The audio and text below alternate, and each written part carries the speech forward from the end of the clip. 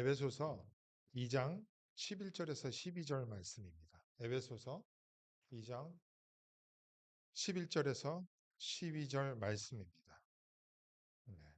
길지 않으니까 우리 한 목소리로 함께 봉독하도록 하겠습니다. 그러므로 생각하라. 시작. 그러므로 생각하라. 너희는 그때 육체로는 이방인이요 손으로 육체에 행한 할례를 받은 무리라 칭하는 자들로부터 할례를 받지 않은 무리라 칭함을 받은 자들이라. 그때 너희는 그리스도 밖에 있었고 이스라엘 나라 밖에 사람이라.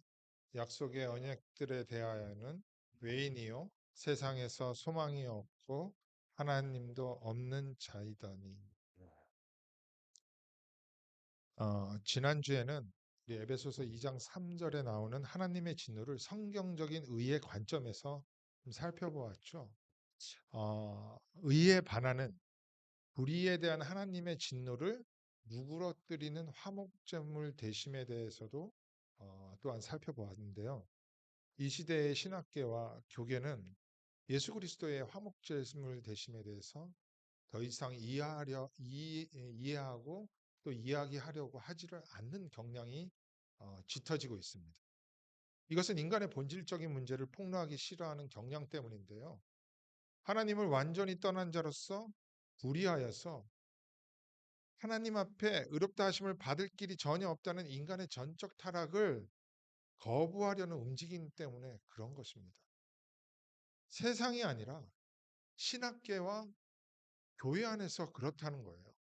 본질상 하나님의 진노를 받을 수밖에 없다는 것을 받아들이려고 하지 않는 인간의 부패한 마음입니다.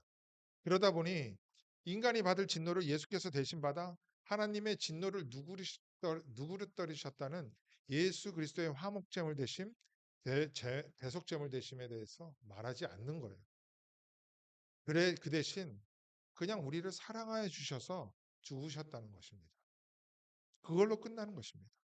이미 성경을 떠난 수많은 교회들이 그렇게 설교를 하고 있고 가르치고 있으며, 물론 한국 교계는 예수 그리스도의 화목제물 되심을 아직까지는 드러내놓고 거부하지는 않습니다. 하지만 교회 안에서 가르치는 것들이나 설교를 들어보면 이 화목제물 되심에 대해서 거의 말을 하지 않고 있습니다. 너무나 위험한 신호이죠. 명백한 복음의 훼손이고 저는 심지어 이단이라고까지 말하고 싶습니다.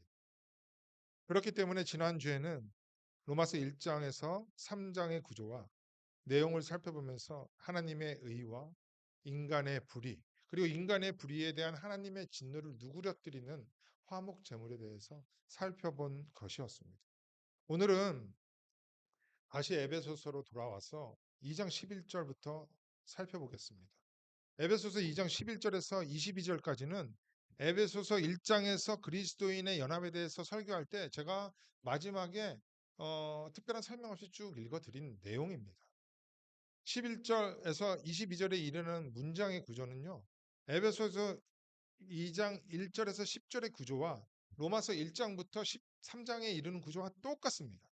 또한 마지막에는 당신의 택한 백성들을 왜 부르시고 교회가 되게 하셨는지에 대해서 말씀하고 있어요.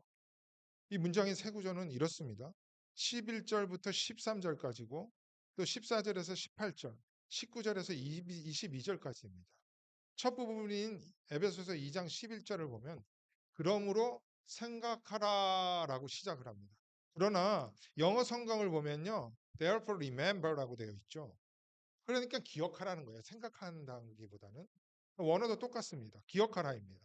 11절 이하를 보면 그때에 너희들이 어떠한 모습이었는지를 기억하라는 거예요. 이 내용은요, 에베소서 2장 1절과 2절에 나오는 내용, 그리고 로마서 1장 18절에서 32절에 나오는 내용이랑 같습니다. 특별히 여기에서는 유대인의 관점에서 본 이방인들의 모습을 강조하여 기록하고 있는데, 과거의 이방인은 어떠한 존재였는지에 대해서 다 드러내고 있어요. 그리고 나서 에베소서 2장 13절을 보면 이제는 이라고 시작합니다. 그리스도 밖에 있을 땐 너희 이방인들이 이제는 예수 그리스도 안에서 그리스도의 피로 가까워졌다고 해요. 유대인들과 이방인들을 가로막았던 모든 막힌담이 그리스도의 피로 허물어졌고 이로 말미암아 한 새 사람으로 지음을 받아 아버지께 나아갈 수 있게 되었다는 것입니다. 이방인의 현재 모습입니다. 그리고 나서 19절 처음에 그러므로 이제부터는 이라고 말씀하고 있어요. 이방인이었던 너희들이 그리스도의 은혜로 어떠한 존재로 지어져 가고 완성이 되어질지에 대해서 말씀하고 있는 거죠. 하나님의 영광이 임한 우리는 성전으로 지어져 간다는 것이에요. 다시 말씀드리지만 로마서 1장부터 3장, 에베소서 2장 1절에서 10절, 그리고 에베소서 2장 11절에서 22절이 이와 같이 동일한 구조로 반복되어서 우리를 가르치고 있다는 것입니다. 지금까지는 11절에서 22절까지의 큰 구조를 말씀드렸다면 이제는 유대인의 관점에서 본 이방인의 모습이 어땠는지를 살펴보려고 하는데요. 저는 혈통적 유대인일지라도 하나님을 온전히 깨닫지 못하잖아요. 그러면 그들은 영적 이방인과 같다고 생각합니다. 그거는 제 생각이 아니죠. 뭐 말씀이 그러니까요. 그러므로 성경에서 말하는 이방인의 모습을 보면서 우리를 포함 모든 인류의 모습이 어떠했는지를 다시 한번 확인하고 하나님의 은혜로 이방인이었던 우리가 어떻게 하나님 앞에 나아감을 입어서 가깝게 되었는지를 우리는 다시 한번 확인해 보아야 할 것입니다. 11절부터 12절에 나오는 이방인의 모습은 저는 5가지로 봤습니다. 첫 번째는요, 할례를 받지 않은 자들입니다. 두 번째는 그리스도 밖에 있었던 자들이고요. 세 번째는 이스라엘 나라 밖에 있던 사람들입니다. 네 번째는 약속의 언약들에 대한 외인인 자들이라고 하죠. 다섯 번째는 소망이 없고 하나님도 없는 자들이라고 합니다. 하나씩 살펴볼 것인데 가장 앞에 나오는 할례를 받지 않은 자들에 대해서 좀 집중해서 살펴볼게요. 이방인의 가장 큰 특징은 그 당시 할례를 받지 않은 자들이었습니다. 이 할례는 남자아이가 태어나면 8일 만에 생식기의 끝을 잘라내는 율법이었잖아요. 이스라엘 민족이라면 하나님의 백성이라는 표식으로 이 율법을 행하였습니다.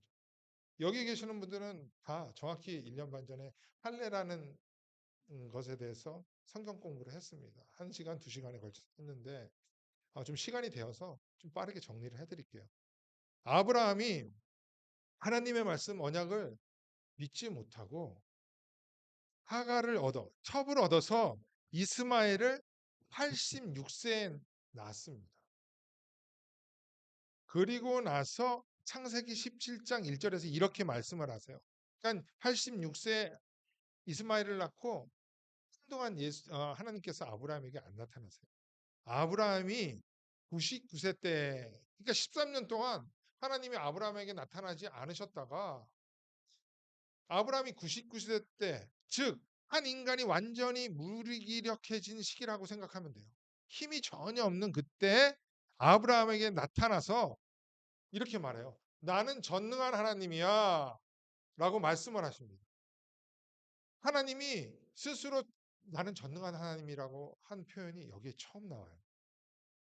지금 보세요. 심히 연약하고 무기력한 99세인 할아버지 아브라함에게 딱 나타납니다. 너는 정말 티끌 같은 존재야. 그리고 인생의 막바지막에 서 있는 아브라함에게 나타나서 너의 모습과는 전혀 180도 다른 나를 봐봐. 나는 전능한 하나님이야. 이렇게 말씀하고 있다는 거예요.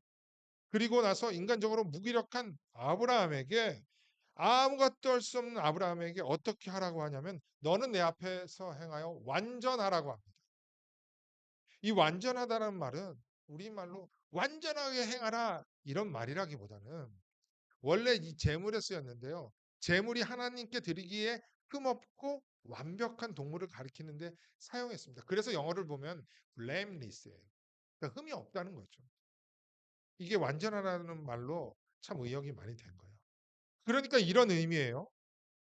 너 13년 전에 쪼개진 재물 사이로 지나가며 했던 그 언약식 횃불 언약 기억하니?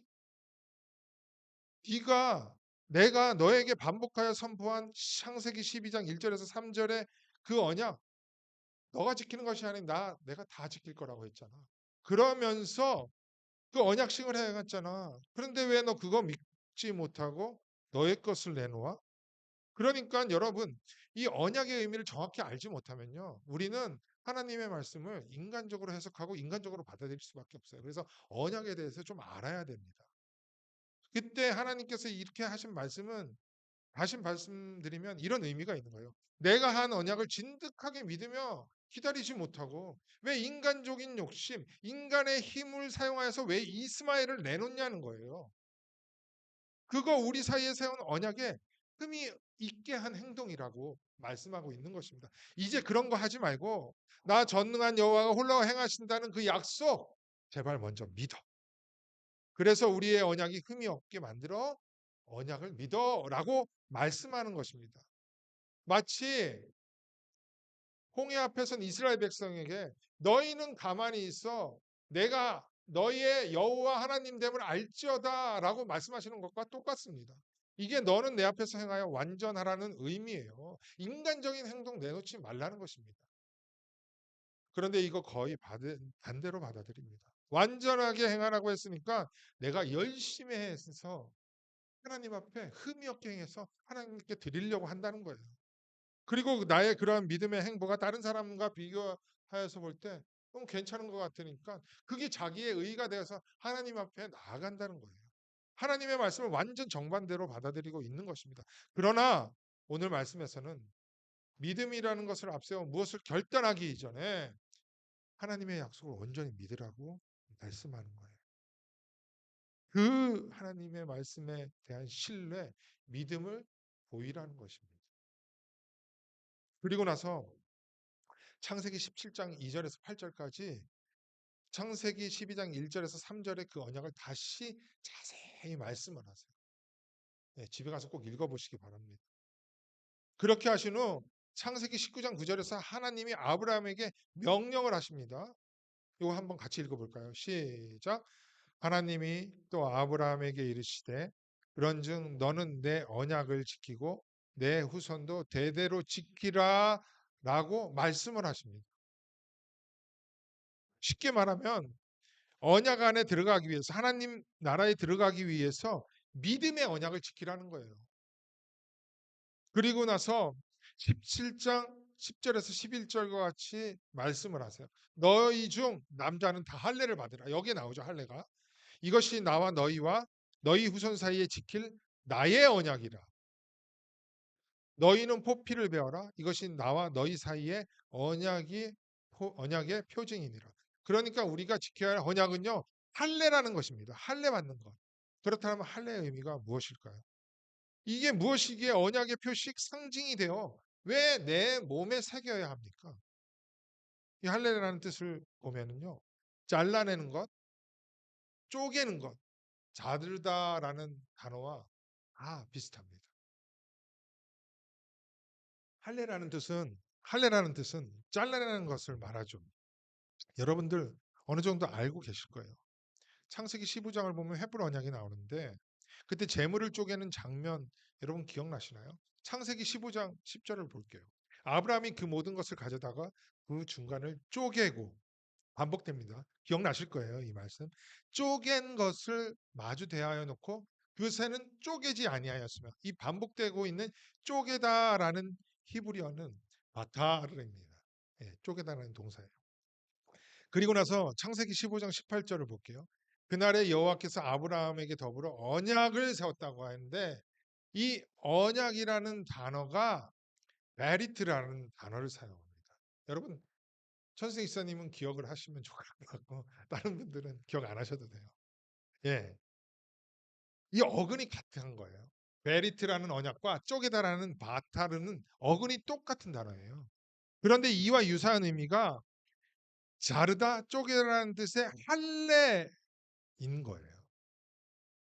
이것이 무엇이냐면 아브라함, 너는 13년 전 언약식 때 쪼개진 동물 사이를 지나지 않았기에 나 여호와가 너를 죽이지 않겠지만 할례라는 의식을 통하여서 너는 원래 약속을 어겼기 때문에 진짜는 쪼개져 죽어야 하는 존재라는 것을 깨닫게 하는 거예요. 언약을 지키지 못했던 너는 어떤 존재인지를 기억하라는 의미에서 믿는 모든 자들의 조상인 아브라함과 그의 후손에게 몸에 새기도록 한 것입니다. 기억하라고. 아브라함은 하나님과 세운 언약을 지키지 않았기에 잘라지고 쪼개져 횃불 언약의 제물들처럼 죽어야 했던 존재였습니다. 그렇기 때문에 할례는 생명을 상징하는 남성의 생식기 끝을 잘라내서 너는 죽어 마땅한 존재야. 생명이 없는 존재야. 저주받아는 존재야. 즉 전인격적인 죽음을 당해야 하는 존재임을 언약을 통해서 다시 상기하는 거예요. 상기시킨 거예요. 기억하게 한 것입니다.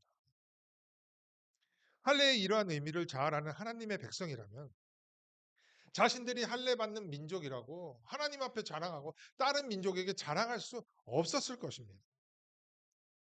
그죠? 나는 죽어 마땅한 존재임을 다시 한번 마음에 생기면서 은혜로 이 할례의 언약을 삼아서 하나님 백성 삼으신 것에 대해 감사하며 나갈 수밖에 없는 거죠. 이것이 할례인 거예요. 그런데 우리가 받아야 하는 진짜 할례, 이 쪼개짐, 저주를 누가 받으세요?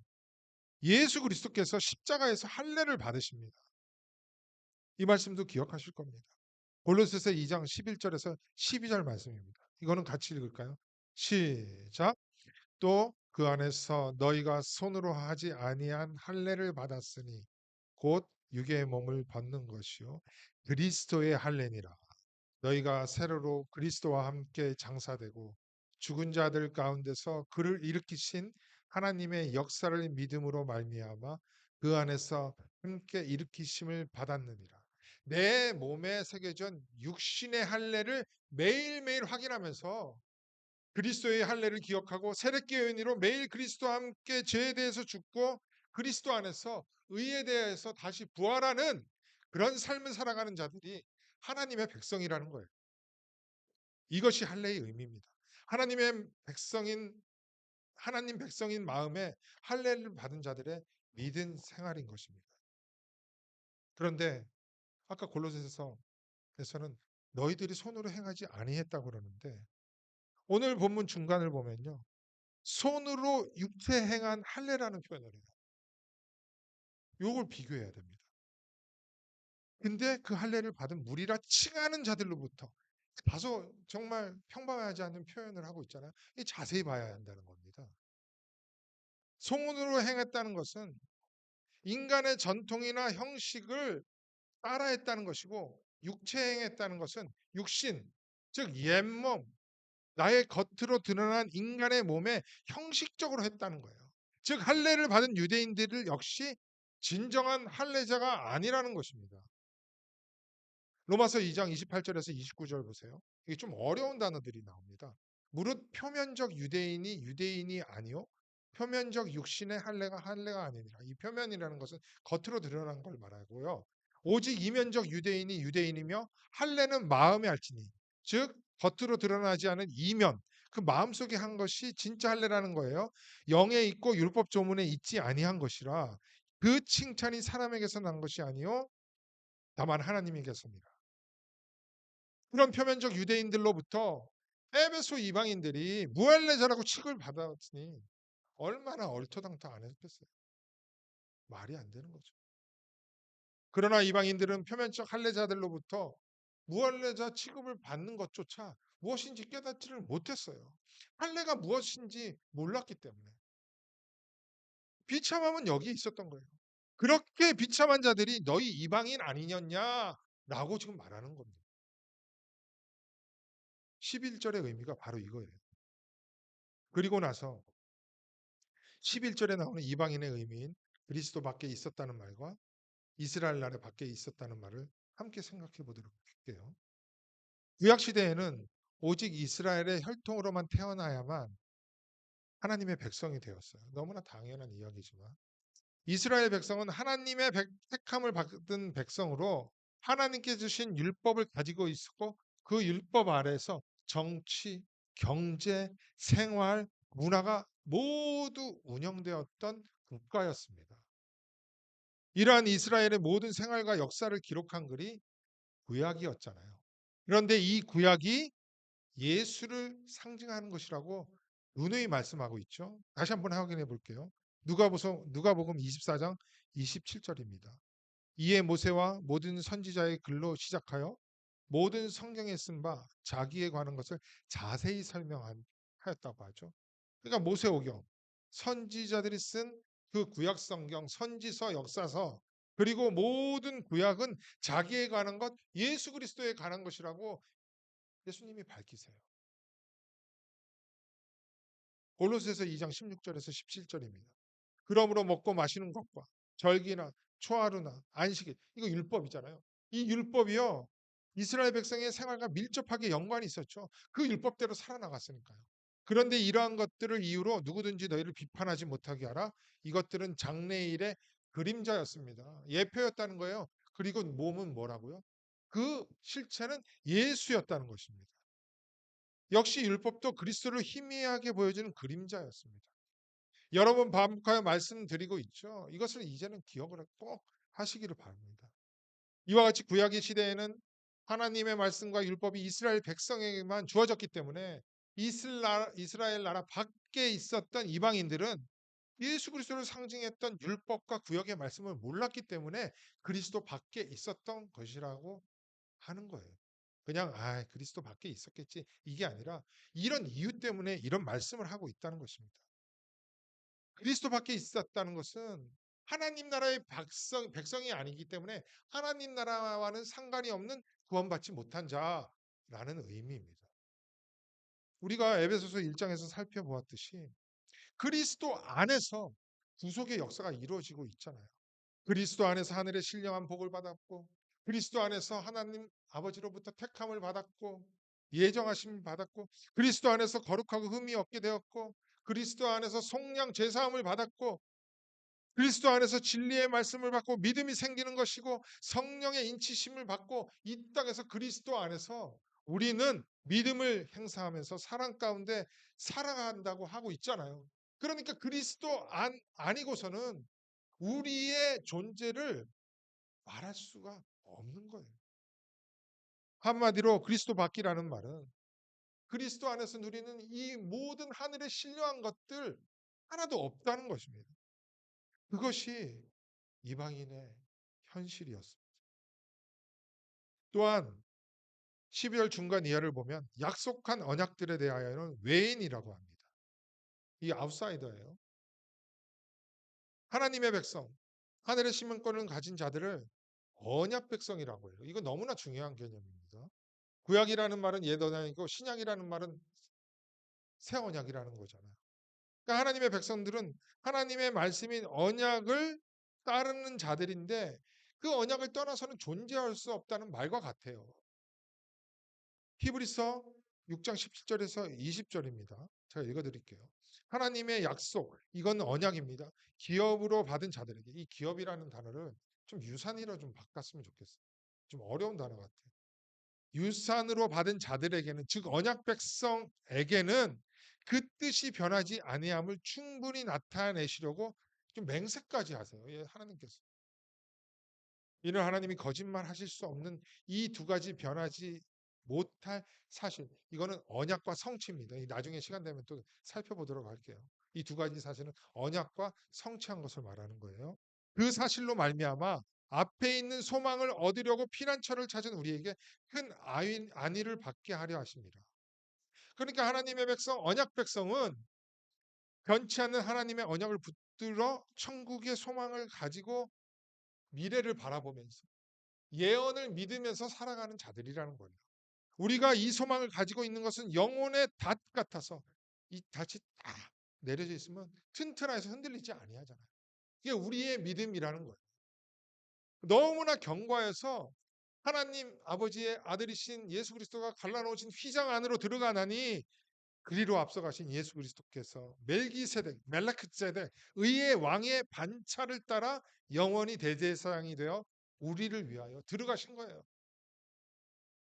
이와 같이 하나님의 백성은 언약 백성인데 약속한 언약에 대해 외인, 아웃사이더라는 것은 하나님의 백성이 아니라는 의미예요. 구원이 없는 백성이라는 것입니다. 여러분 기억하시죠? 제가 젊은 장년부에 처음 사역을 시작할 때 그리스도 중심의 성경 읽기와 함께 처음으로 강의한 게 언약이었습니다.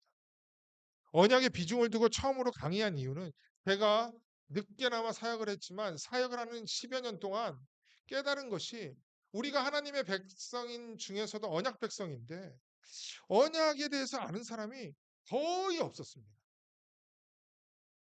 그걸 말하려고 하면요. 뭐 우리가 목회자도 아닌데 이런 것까지 가르치려고 하느냐. 그렇게 생각하는 분들은 이렇게 묻고 싶은 거예요. 언약에 대해서는 외인이냐고, 구원이 없는 자냐고 묻고 싶은 거예요.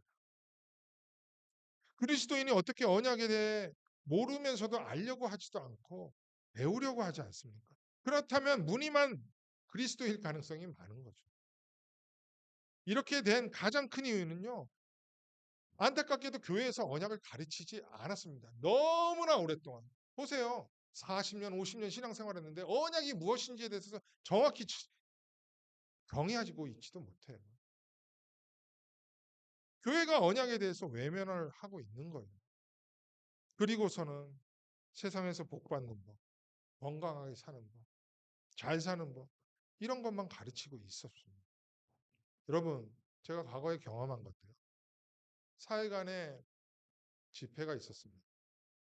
참여를 다 했는데요. 너무 마음이 무거웠어요. 사흘째 마지막 집회가 끝나고 어떤 한 청년을 집에 라이드를 해주면서 이게 물었습니다. 아무개야, 이번 집회 어땠니? 너 말씀 3번 다 참석하여서 잘 들었던 것 같은데. 물어본 적이 있습니다. 그랬더니 그 형제가 목사님, 제 목사님께 이런 말씀 드려도 될지 모르겠는데 뭐 그냥 동사무소 문화센터에서 하는 강연 같았어요. 저는 깜짝 놀랐어요. 저의 무거운 마음을 정확히 찌는 말이기도 했지만 통쾌했어요. 하지만 너무나 마음이 무거웠습니다. 이렇게 귀한 청년들의 시간, 청년뿐만 아니죠. 수많은 교인들이 다 왔으니까. 그 시간을 빼서 한 교회에 와서 말씀을 듣고자 했는데 한 문화센터 강연과 같은 그 내용만 가득 차 있었어요. 이 영적 지도자로서 너무 마음이 무거웠고 미안했습니다. 이 말씀을 가르치지 않는 이 시대의 교계의 분위기, 설교의 분위기, 집회의 분위기의 단적인 예입니다. 다 그렇지는 않을 겁니다. 그렇다면 문화센터 강연에서 나오는 성공 강연, 뭐 건강 강연, 인간관계 강연을 듣고 있으면 세상에서 잘 먹고 잘 살면서 세상에 대한 소망이 있어야 할 거 아니에요. 그런데 오늘 말씀 12절에서는 뭐라고 하고 있어요? 마지막에요. 세상에서 소망도 없고 하나님도 없다라고 합니다. 이게 뭐예요? 도대체 이게 뭡니까? 문화 강연, 성공 강연, 건강 강연을 들으면 세상에서 잘 먹고 잘 살 줄 알았는데 설령 겉모습으로는 그렇게 살지 몰라도 오늘 말씀에서 인간의 참된 소망은 그것이 아니라는 거예요. 하나님이 없다고 하잖아요. 설명의 편의상 또 원어로 설명해 볼게요. 죄송합니다. 12절에 나오는 하나님이 없다라는 단어는 아테오스라는 단어를 씁니다. 아라는 단어는요. 우정적두예요. 그리고 테오스라는 것은 뭐 냉장고 이름에도 테오스가 있는데 이거 하나님이라는 뜻입니다. 그러니까 하나님이 없다는 말은 이런 거예요. 영이신 하나님이잖아요. 하나님은 영이시니 예배하는 자들은 영과 진리로 예배하리라 할 때 하나님은 영이시기 때문에 이런 말이에요. 영이신 하나님이 인간에게 있었는데 어떻게 있었는지를 먼저 생각해야 된다는 거예요. 창세기 때, 창세기 때가 아니라 창세기를 보면 인간이 흙으로, 하나님이 흙으로 인간을 만드시고 후에 비로소 생기를 불어넣으시자 생기가 스피릿입니다. 영입니다. 그걸 하나님께서 직접 불어넣으시자 인간이 생명이 되었다고 합니다. 이게 생명이 되었다는 것은 영어로 became a living creature. 원어로 살면 원어로 말하자면요. 직역하면 영이 들어가서 살아있는 흙이 되었다라는 거예요. 그러니까 아담이 흙이니까. 그렇게 흙이 지나지 않는 인간에게 영이신 하나님이 존재하게 된 거예요. 그래서 하나님이 존재하는 인간을 영적인 존재라고 하는 것입니다. 그러니까 저와 여러분은 다 영적인 존재예요. 이것이 사람과 짐승이 다르게 창조된 부분인데요. 짐승에게는 하나님의 영이 없습니다. 사람이라면 의당 이렇게 영이신 하나님이 존재하는 영적인 존재로서 이 땅에 있게 된 것입니다. 그런데 그 이후 선악과를 따먹은 인간이 생기게 되죠. 이러한 자들의 후손의 딸들을 하나님의 아들들이 아내로 삼습니다. 여러분들 기억하실 거예요. 그러자 하나님께서 이렇게 말씀하세요. 창세기 6장 3절입니다. 이거 한번 같이 읽어볼게요. 창세기 6장 3절. 시작. 여호와께서 이르시되 나의 영이 영원히 사람과 함께하지 아니하리니 이는 그들이 육신이 됨이라. 여러분, 하나님의 영이 인간을 떠나서 인간이 뭐가 되었다고 해요? 우리말 성경으로 육신입니다. 육신이라는 것은 하나님의 영이 없는 그냥 호흡하는 존재 이렇게 표현한 거예요. 하나님이 영이 없이 살아있는 존재. 그게 뭐였어요? 짐승이었잖아요. 그래서 성경에서는 하나님이 없는 자들을 일컬어서 짐승이라고 한 거예요. 디도서 1장 12절이에요. 그레데인 중에 어떤 선지자가 말해도 그레데인들은 섬 사람들입니다. 항상 터프했어요. 그들의 삶이. 항상 거짓말쟁이며 악한 짐승이라고 합니다. 배만 위하는 게으른 뱅이니라. 하나님의 영이 없었던 이방인이었던 그레데인들은 짐승이었습니다. 1월에 디도서 앞부분 설교할 때 잠깐 말씀드렸는데 조금 더 자세히 빌딩업을 해드릴게요. 유다서 1장 10절을 볼게요. 이 사람들은 무엇이든지 그 알지 못하는 것을 비방하는도다. 또 그들은 이성 없는 짐승같이 본능으로 아는 그것으로 멸망하느니라. 하나님의 영이 없는 자들을 일컬어서 이성 없는 짐승이라고 합니다. 똑같은 표현이 베드로후서 2장 12절에도 나와요. 하나님의 영이 없는 존재는 짐승과 같다는 개념을 이제는 확실히 기억하실 수 있습니다. 그러니 하나님 없이 살려고 하는 자들의 삶은 짐승과 같이 사는 거예요. 여러분 생각해 보십시오. 개팔자가 상팔자라고 해서 정말 부잣집계는 빈민촌에 사는 사람보다 어떤 면에서 훨씬 나을 수도 있는 것 같아요. 그러나 그렇다고 해서 그들에게 너 사람의 모습을 버리고 개같이 돼버릴래? 하면은 절대 그렇게 하고자 하는 사람은 없을 거예요. 설교의 이해를 위해 비유들기가 좀 그렇지만 윤회를 믿는 자들조차 세상에서 정말 복받은 인간으로 태어나기 위해서 지금도 그렇게 착하게 살잖아요. 그러나 오늘 말씀에서 뭐라고 해요? 하나님이 없는 자들 그 짐승의 몸부림에 지나지 않다는 것입니다. 어처구니 없는 거예요. 그러니까. 시간이 지났지만 조금 더 살펴볼게요. 유다서 1장 10절이나 베드로후서 2장 12절에서 짐승을 꾸며주는 말이 있어요. 뭐예요? 이성 없다는 말이에요. 이 이성 없다는 말의 원어가 뭐냐면 로고스입니다. 여러분, 조금 전에 부정 접두하라고 그랬죠. 로고스는 뭐예요? 잘 알고 계시죠? 요한복음 1장에 나오는 로고스입니다. 그러니까 우리나라 말로 하면요. 이성 없다는 말은 예수가 없다라는 거예요. 예수 안 믿는 분들이 이 설교를 들으면 정말 화가 나가지고 저를 엄청 공격할 것 같은데 성경을 잘 풀면 그렇다는 거죠. 그러니 교회에 출석하면서도 하나님을 진짜 찾는 마음이 없습니다. 그저 세상에서 복받기 위해 하나님을 찾아 이용하고 있으면 그들을 일컬어 세상에서도 소망이 없을 뿐만 아니라 하나님이 없는 자, 영이 없는 자, 아테오스, 성령이 없기 때문에 성령이 밝히시는 예수도 없는 자, 로고스. 엄밀히 말하면 교회의 회원이 아니라는 것입니다. 천국이 허락되지 않은 자들이에요. 이것이 하나님의 선택을 받은 백성인 유대인들의 관점에서 볼 때 우리를 포함한 이방인들의 모습이었다는 거예요. 그런데 어떻게 너희가 그런 현실에서 벗어나 우리와 같은 언약의 공동 상속자 하늘의 유산을 받게 되었는지 이제는 확실히 알지? 에베소서 2장 1절에서 10절까지 말했잖아. 이렇게 설명하고 있는 거예요. 그런데 또 한 번 말씀하시는 것은 짐승과 다름없는 삶을 살고 있었던 너희 이방인을 구원하신 하나님의 그 큰 사랑을 대조적으로 강조하기 위해서 또 말씀하고 있는 거예요. 그 은혜를 감격하라는 거예요. 기뻐하라는 것입니다. 그리고 오늘 우리에게 주신 에베소서 1장 10절의 말씀, 2장 7절의 말씀, 앞으로 살펴볼 10절의 사명의 말씀으로 우리는 살아가야 한다는 것을 강조하는 거예요.